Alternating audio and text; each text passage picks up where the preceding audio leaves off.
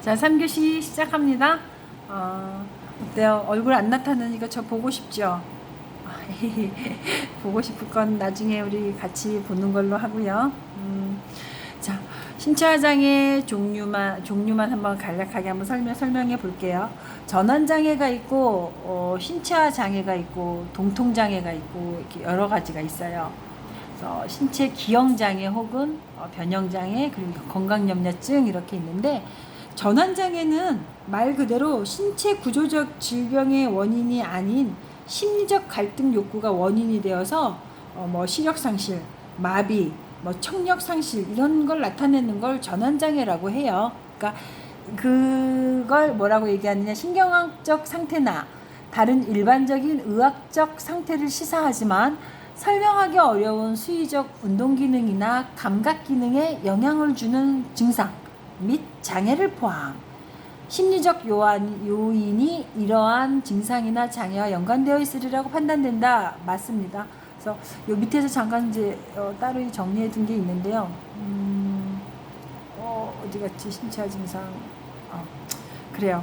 이 전환 장애라는 건 일반적으로 사춘기나 성인기 초기에 발병이 잘 돼요. 그리고 이 병이 실제로 어떤 증상에 의해서 마비, 그리고 시력 상실, 함구증 등이 여기에 속하죠.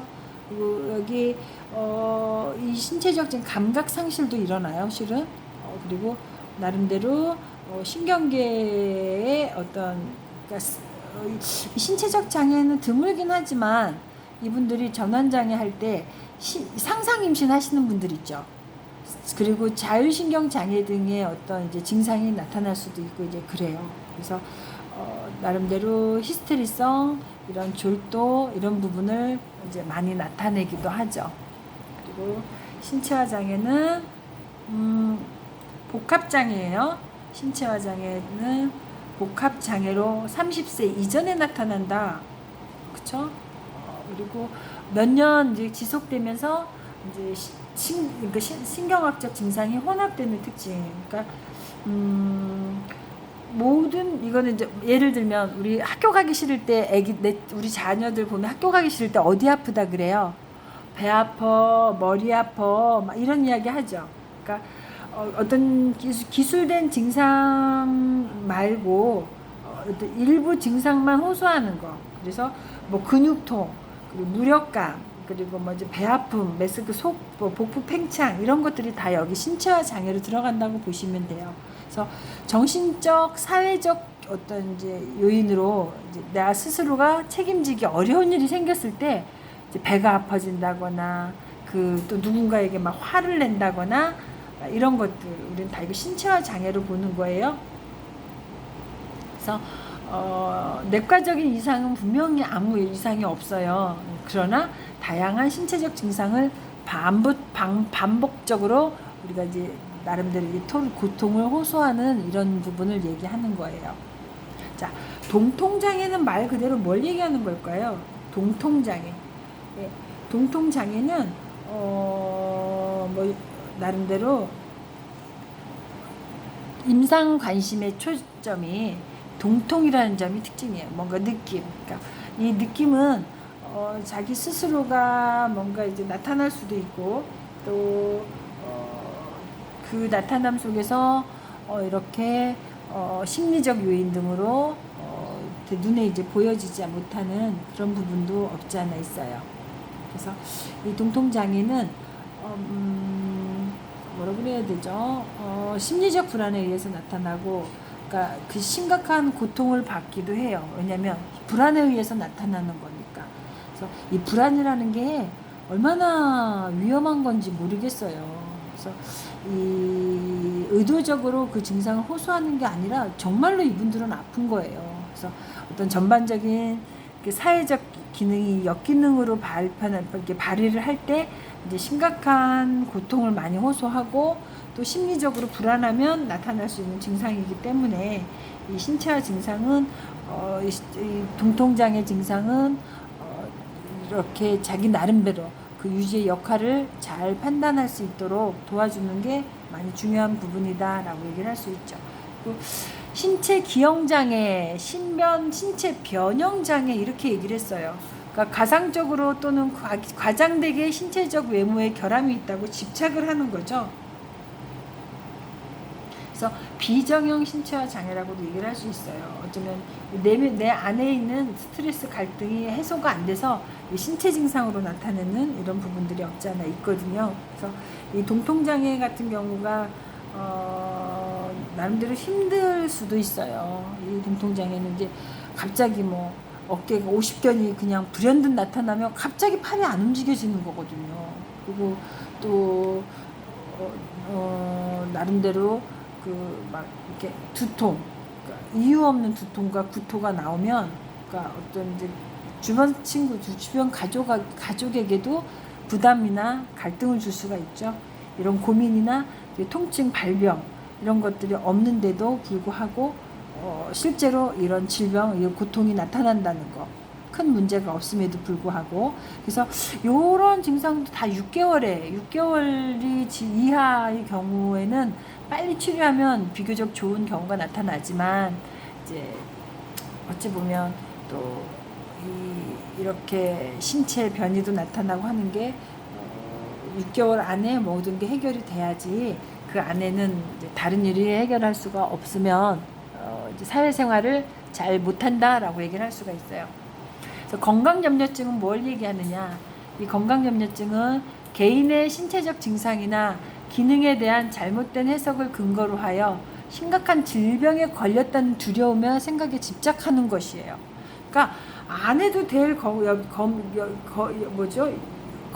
염려를 먼저 사소하는 거예요. 그러니까 남이 어떤 질병에 걸렸다, 나도 저 병에 걸리면 어떻게 하지? 벌써 그 걱정을 하는 거예요. 근데 우리 말이 시가 된다고 하지 않나요?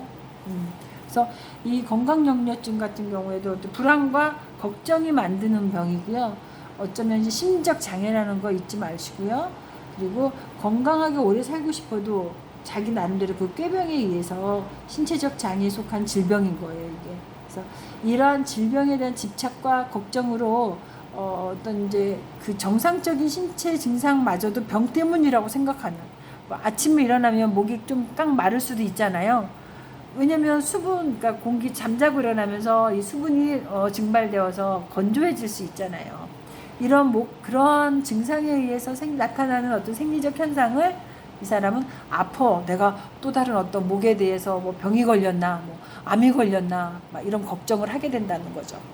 그런 걱정을 통해서 어떤 정상적인 사회적 직업 활동을 이제 일을 하는 데 있어서 지장이 생기는 거, 이런 걸 우리 건강염려증이라고 말할 수 있어요. 그래서 이 신체화 장애의 진단 기준을 살펴보면 30세 이전에 시작된다고 했고요. 이미 신체 호소에 대한 과거력이 있어요. 과거력이 있고 그로 인해 치료를 받게 되거나 사회적, 직업적 다른 중요한 기능 영역에서도 심각한 초래를 받게 되게 되는 거겠죠. 그래서 동통 증상은 몇 가지 정도, 4가지 정도가 나타나야 돼요. 자, 이 동통은 어디에서 문제점이 나타난다 그랬어요?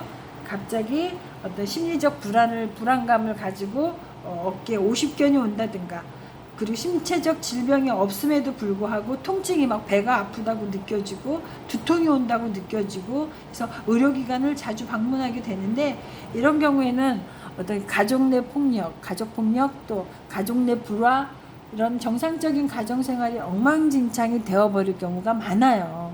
그래서 이런 심리적 부담감이나 갈등, 고민에 대한 통증을 최소한 줄일 수 있는 게 언제까지인가 보면 6개월 이하예요. 6개월 이하에는 이건 빨리 치료하면 할수록 빨리 치유가 되는 이제 그런 질병인 것이다 라고 얘기를 할 수 있어요. 2가지 위장관 증상, 이건 뭘 얘기해요? 뭐 팽만감이라든가 소화가 안 됨, 그리고 이제 1가지 성적 증상, 뭐 월경불순이다, 막 이제 뭐 나름대로 이제 뭐 성적 무관심, 이런 것들도 다 여기 신체 증상의 질병으로 들어가는 거예요. 1가지 가상 신경학적 증상, 나 몸에 비해서 너무 이제 뭔가가 아파라고도 나올 수도 있고, 그리고 동통 증상에 의해서 신경학적 그 과거력, 이런 것들을 다 살펴봐야지 돼요. 살펴보면서 기억력도 살펴보고, 그래서 일 또는 이 적절한 이제 이런 것들 조사해서 어떤 의학적 상태나 이제 물질의 직접적인 효과를 주는 것들을 잘 설명되지 않아야 한다라고는 하지만 약물 투약 같은 거, 그러니까 직접적 효과는 이제 본인이 경험해서 이야기하고 발표 사례화하도록 노력을 해주는 게 이들이 쉽게 사회성을 또 잘 건설하는 그런 모습이 될 거예요. 그리고 관련되는 일반적인 의학적 상태가 있을 경우, 그러니까 신체적 호소나 이로 인해서 어떤 직업적 장애가 생겨날 때 이 검사 소견이 생각보다는 훨씬 이제 좀 강하게 나오는 경우가 많죠. 그래서 증상은 의도적으로 만들어지거나 가장되는 건데요. 그러니까 아니어야 되는데요. 그러니까 꾀병처럼 나와서는 안 된다라는 이야기 하는 거예요. 자, 전환장애 진단 기준 한번 살펴보면 이거 신경성이라 그랬어요. 세로토닌화가 안 되는 신경성일 수도 있으니까 일단은 어떤 스트레스가 선행되니까 이 증상이나 결함이 심리적 요인과 연관되어 있는지 살펴보아야 돼요. 반드시. 그리고 전환적 증상은 의도적으로 만들어지거나 가장되지 않아야 한다. 예, 꾀병처럼 보이면 안 되니까. 그리고 문화적으로 허용된 행동이나 경험으로 충분히 설명되지 않아야 돼요. 그러니까 마치 이거는 합리화 시켜가는 모습이 되어서는 안 된다라고 볼 수 있는 거예요.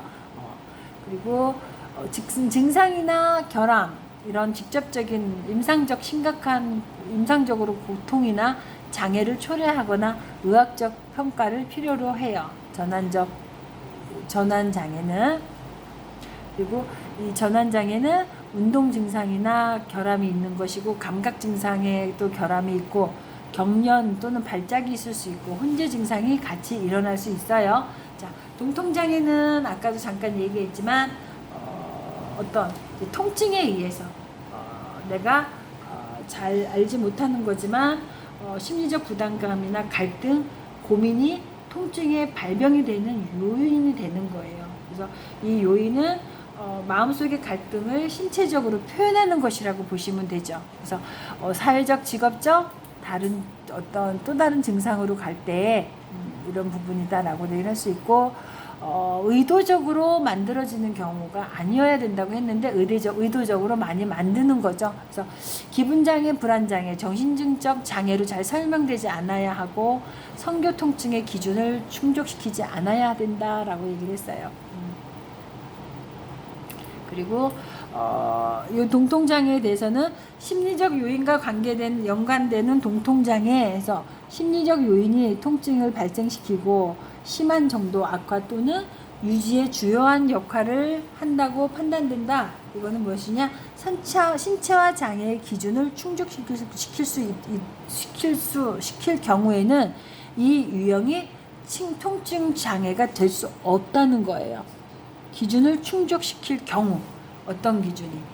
이렇게 의학적 상태가 있다면 의학적 상태가 악화 또는 유지에 주요한 역할을 하지 않아야 하는데, 그럴 때 통증 장애가 진단될 수가 없고, 이 통증 장애는 6개월 이상의 기간, 만성은 6개월 이상의 기간, 이렇게 해서 급성과 만성으로 나누고요.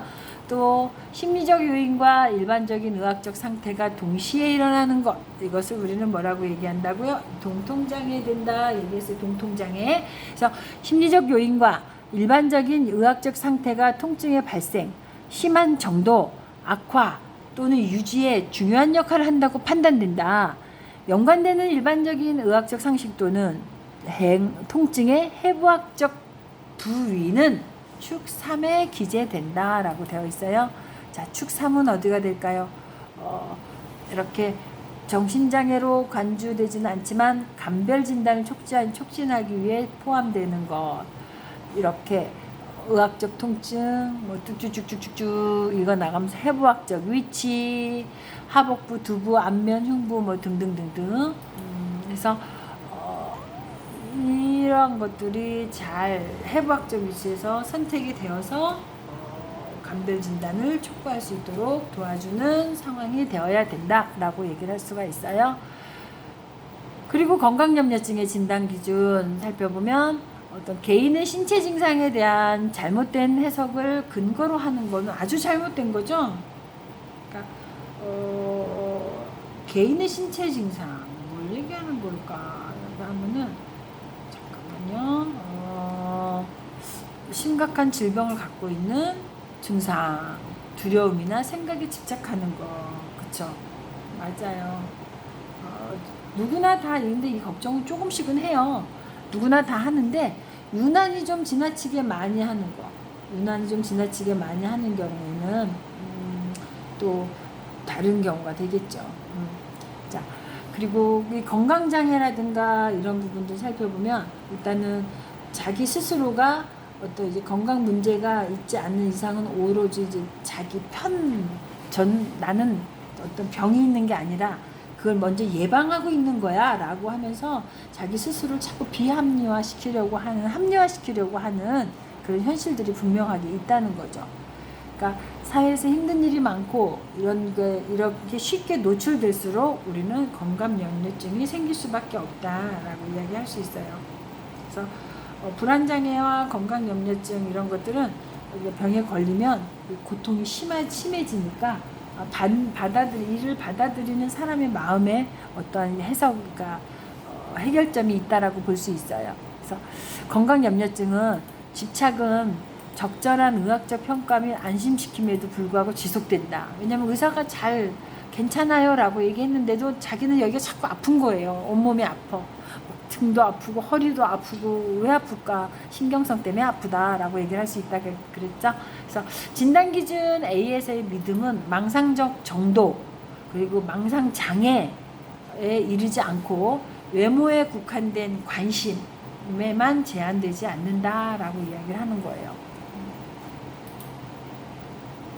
그래서 이러한 건강염려증의 집착은 사회적, 직업적 그리고 다른 중요한 기능 영역에서 임상적으로 중요한 고통이나 장애를 초래한다.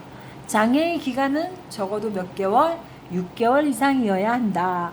자, 집착은 범불안 장애, 강박 장애, 공황 장애, 주요 우울사파, 분리불안 등 다른 신체형 장애하고도 잘 설명되지 않아야 된다라고 했어요. 집착은. 왜냐하면 설명하기가 어렵단 말이죠.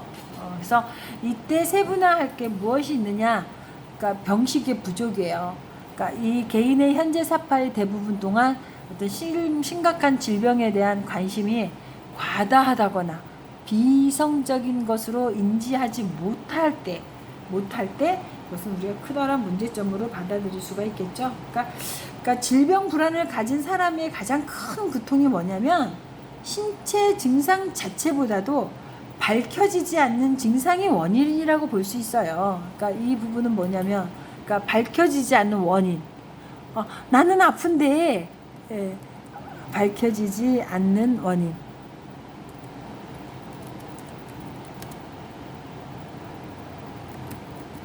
그러니까 나는 너무 아픈데 왜 이 병명이 없냐?